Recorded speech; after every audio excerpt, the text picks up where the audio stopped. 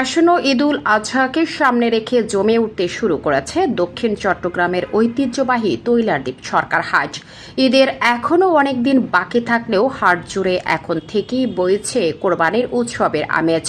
গরুর ডাক, ক্রেতা বিক্রেতার দরদাম আর ট্রাক ভর্তি পশুর আগমনে মুখর পুরো হাট এলাকা।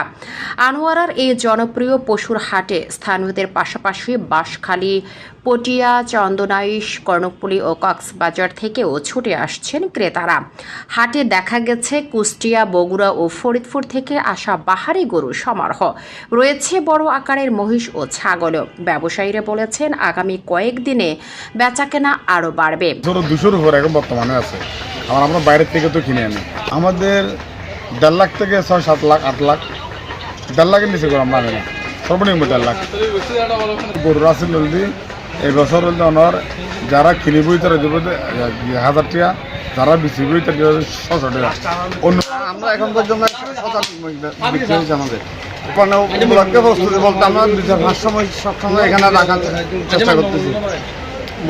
দামগুলো কেমন হতে পারে? দাম আপনি 80-70, 1 লাখ, 1,20,000, 2 লাখ, 2.5 লাখ, 3 লাখ, 3.5 লাখ পর্যন্ত আমাদের কাছে মহিষ পাবেন।